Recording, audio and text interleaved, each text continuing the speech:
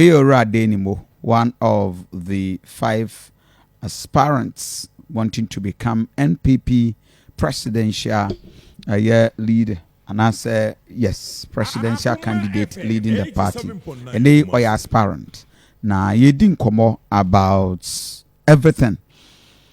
My memory, the most topical issue in Ghana, Alan Kojo Martin resigning from MPP.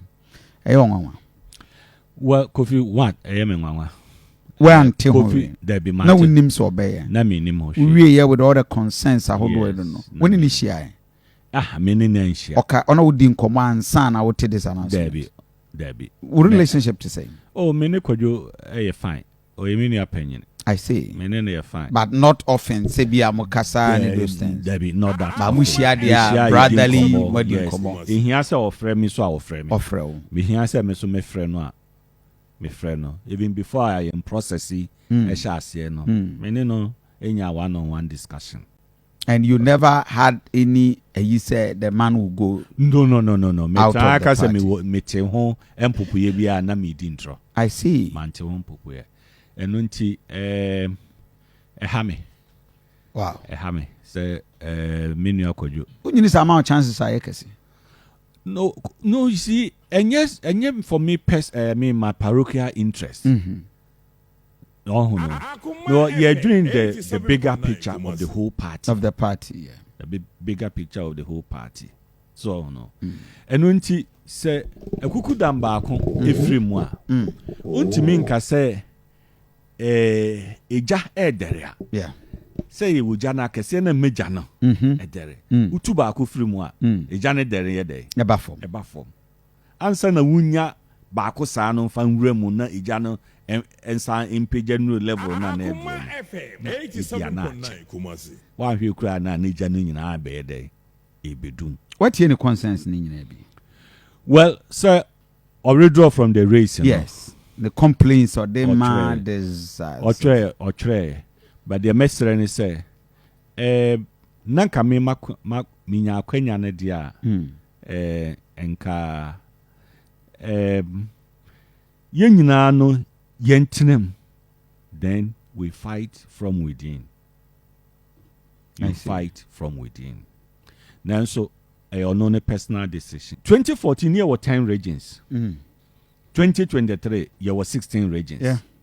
In 2 years share I have a region. It was 6 constituencies, but it was 17 member regional executives. Northeast, it was 6 regions. It was 17 member regional executives. Yeah. Ashanti region, it was 47 constituencies, but it was 17 regional executives. In the super delegates now, already there's imbalance. Imbalance. So, in the offer 5 northern regions, over the 5 northern regions, you were 57 constituencies. Okay. But you were by MPP structure, you were 85 regional executives. I see. As a mobroso. Yeah. Well, that is the structure. Once what creative region, you know. Yes, in this Ashanti region 47, no, you critique even 6 or 8 regions out of existing Ashanti region. It was an MPP structure, no, so no. Adanse 4 was 6 constituencies. It was almost 17 regional executives. Okay. Amansia 4 5 constituencies. It was almost 17 regional executives. Into women, you know, ma imbalance aba. Imbalance no so high kese. Into say, obi free enough. Na MP se wo ho moko na mokohia mo regional executive committee na aduru yeso na ye na wose yekọ na say ya any source of disunity. Until you say you order check it 85 regional executive committee members, 85 regional officers, yeah, plus 57, plus 20 MPs, yeah, plus 5 regional ministers, yeah, plus national council members. 87.9 It's already an imbalanced delegation and a kwakotuaba. Meanwhile, so ye nkotuaba enkoyi flag bearer. Ye to abasi ye kwakosone so.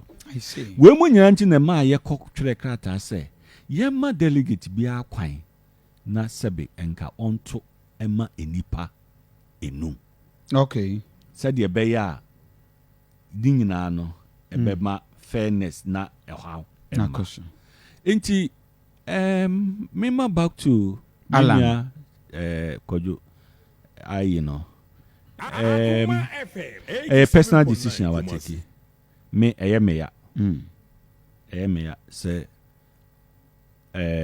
wa resign free party no mo. Wa friend. Me nyane ne nkasa o se me kɔ no ho ani ne hia. Okay. Asem we ne yanka no phone so. 2% Time o Tuesday Monday no ye na me Kumase. Aha. Obeba Kumase kwesi adanwumre. Okay. And yes so enu na me da so ha. O won meeting me ko na me no ahia. Enye nya atamfo. Eye amanyokuo ni ye.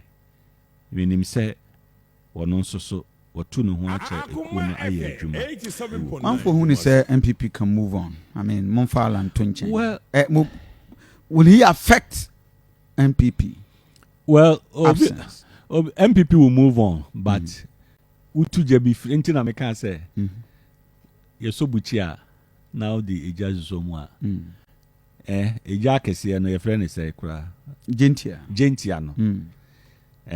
Say akwamiensa gentia bia no ewo ho a ema ejane dor uyi ba gentia ba ko free ba me a ejane dor no ekofo be ejane be dor nanso ne dor no betimi akofo ntima obi azumu say Alan Chabantin ekọ no enya effect ewo party no so e be affect mo party no.